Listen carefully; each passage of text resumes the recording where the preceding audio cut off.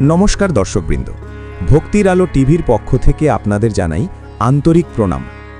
আজ আমরা আলোচনা করব এমন একটি পবিত্র দিন নিয়ে, যে দিনটি শুধু একটি উৎসব নয়, বরং প্রকৃতি, জ্যোতির্বিজ্ঞান ও আধ্যাত্মিকতার এক অপূর্ব মিলন। আজকের বিষয় মকর সংক্রান্তি। মকর সংক্রান্তি কবে এবং কেন? প্রতি বছর সাধারণত 14 বা 15 জানুয়ারি আমরা পালন করি মকর সংক্রান্তি। এই দিনে সূর্য দেবতা ধনু রাশি থেকে মকর রাশিতে প্রবেশ করেন। জ্যোতির্বিজ্ঞানের ভাষায় এই রাশি পরিবর্তনকেই বলা হয় সংক্রান্তি।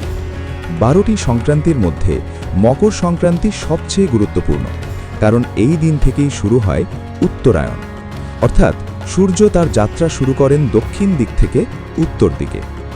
উত্তরায়ণের আধ্যাত্মিক তাৎপর্য।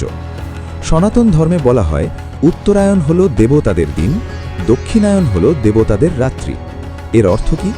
এর অর্থ হল এই সময় থেকে শুভ শক্তি বৃদ্ধি পায়, অন্ধকার কমতে থাকে, মানুষের মন ও আত্মা আলোর পথে অগ্রসর হয়। এই কারণেই মকর সংক্রান্তিকে বলা হয় শুভ পরিবর্তনের দিন। ভীষ্ম পিতামহ ও মকর সংক্রান্তি। মহাভারতের একটি অত্যন্ত গুরুত্বপূর্ণ ঘটনা এই দিনের সঙ্গে জড়িত।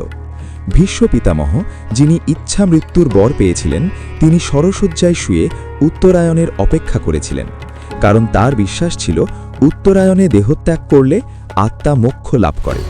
এই কারণেই মকর সংক্রান্তিকে মোক্ষদায়ী তিথি বলা হয়।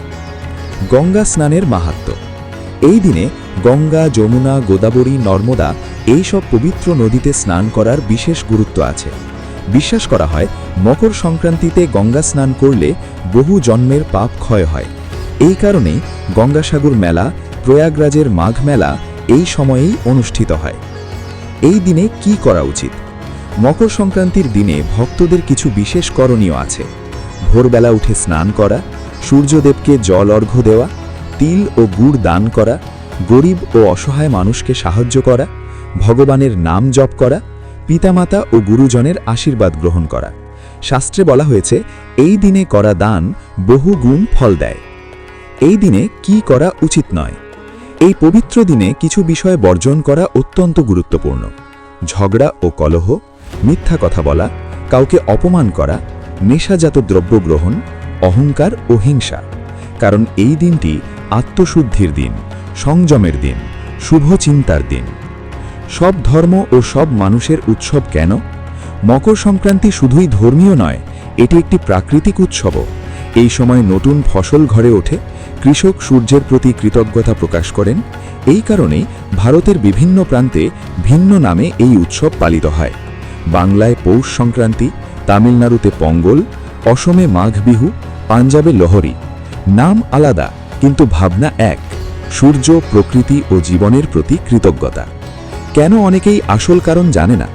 আমরা উৎসব পালন করি কিন্তু ইতিহাস জানি না। আমরা আচার মানি কিন্তু তার অর্থ বুঝি না। মকর সংক্রান্তি আমাদের শেখায় ধর্ম মানে কুসংস্কার নয়, ধর্ম মানে প্রকৃতির সঙ্গে সামঞ্জস্য, ধর্ম মানে আত্মশুদ্ধির পথ। ভক্তির আলো টিভির পক্ষ থেকে সবাইকে জানাই মকর সংক্রান্তির আন্তরিক শুভেচ্ছা।